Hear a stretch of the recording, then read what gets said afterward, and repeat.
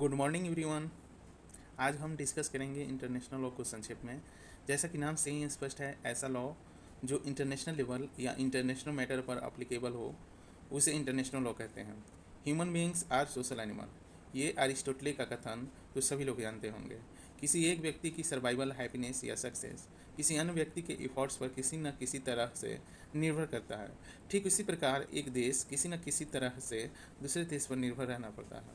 इसका मतलब यह है कि कोई भी मॉडर्न स्टेट आइसोलेशन में नहीं रह सकता है। कुछ निश्चित रिलेशनशिप तब बन जाता है जब एक देश दूसरे देश से इंटरेक्शन करता है।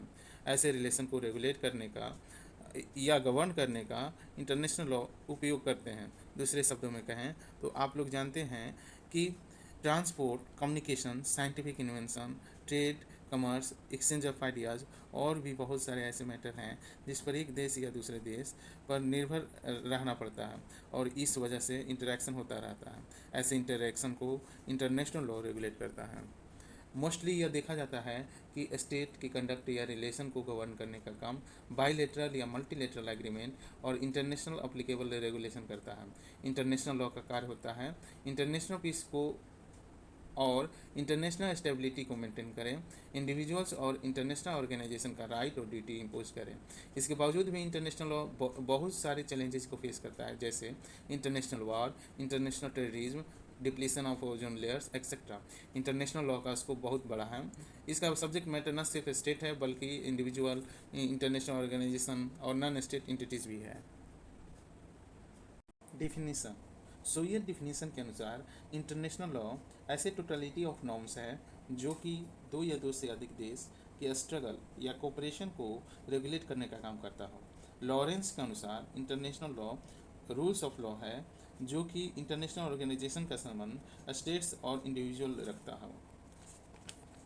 ओपेनहेम के अनुसार इंटरनेशनल लॉ वैसे body of customary and customer conventional rules होते हैं जो कि सिविलाइज्ड स्टेट पर लीगली बाइंडिंग इफेक्ट रखता हो। स्टार्के के अनुसार ऐसे रूल्स ऑफ कंडक्ट जो कि एक देश दूसरे देश के संबंध स्थापित करने के उद्देश्य से बाध्य समझें उसे इंटरनेशनल लॉ कहते हैं। स्टार्क यह भी कहते हैं कि इंटरनेशनल ऑर्गेनाइजेशन का संबंध किसी दूसरे देश या इंडिविजुअल को रेगुलेट करने वाला लॉ को इंटरनेशनल लॉ कहते हैं।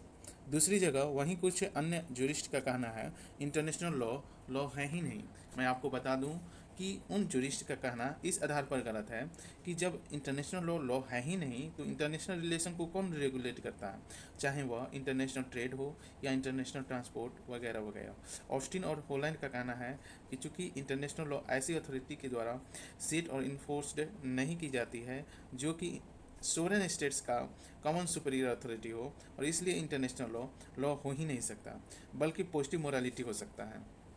वहीं होलैंड का कहना है इंटरनेशनल लॉ लॉ इसलिए नहीं है क्योंकि इंटरनेशनल डिस्प्यूट को डिसाइड करने के लिए कोई जज या आर्बिट्रेटर नहीं होता है और इसके अलावा कोई सैंक्शन भी नहीं होता। ऑस्टिन और होलैंड का कथन सही इसलिए नहीं है क्योंकि उस वक्त इंटरनेशनल लॉ पूरी तरीके से डेवलप नहीं था। आज international court of justice, United Nations और बहुत सारे इंटरनेशनल ऑर्गेनाइजेशन हैं जो कि उनके कथन को गलत साबित करते हैं। Importance of international law. आज बहुत सारे ऐसे प्रॉब्लम हैं जो कि नेशनल लेवल पर इंडिविजुअल स्टेट्स आसानी से सॉल्व नहीं कर पाता है। एग्जाम्पल के तौर पर देखें तो prohibition of use of force, fight against terrorism, other serious crimes, human right, environment, trade, development, transport etcetera. तो इसके लिए जरूरी है international law. Disadvantages of international law. मैं आपको बता दूं कि इंटरनेशनल लॉ को डोमेस्टिक लॉ से वीकर माना जाता है क्योंकि स्टेट लेजिस्लेटिव मशीनरी के कंपैरिजन में इंटरनेशनल लेजिस्लेशन यानी कि लॉ मेकिंग कन्वेंशन कमजोर होते हैं। स्टेट जुडिशरी के कंपैरिजन में इंटरनेशनल जुडिशरी यानी कि इंटरनेशनल कोर्ट ऑफ जस्टिस कमजोर होता है। इंटरनेशनल एग्जीक्यूटिव के कंपैरिजन में स्टेट एग्जीक्यूटिव के कंपैरिजन में इंटरनेशनल एग्जीक्यूटिव यानी कि सिक्योरिटी काउंसिल कमजोर होता है। कंक्लूजन। इंटरनेशनल लॉ के लिए 3 प्रकार का थ्योरी है। पहला थ्योरी कहता है कि इंटरनेशनल लॉ लॉ नहीं है क्योंकि इंटरनेशनल लेवल पर कोई भी एग्जीक्यूटिव, लेजिस्लेचर, जुडिशरी नहीं है। इस थ्योरी का सपोर्टर हॉब्स, ऑस्टिन, बेंथम और होलैंड है।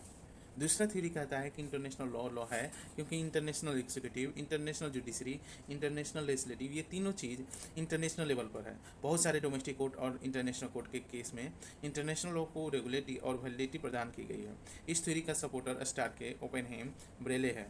तीसरा थ्योरी कहता है कि इंटरनेशनल लॉ जुरिडिक्शन के इंटरेस्ट का संतुलित करता है। इंटरनेशनल लॉ का पालन डर या स्टेट के फ्रेंडली रिलेशन की वजह से होता है। New trends of international law.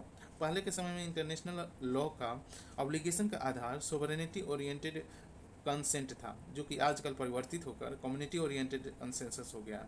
Common consent of states he international law का बेसिस है। इंटरनेशनल लॉ में स्टेट्स को सोवरेन इक्वालिटी का दर्जा दिया गया। That is all about international law in brief. I hope that you have understood this well. Thank you.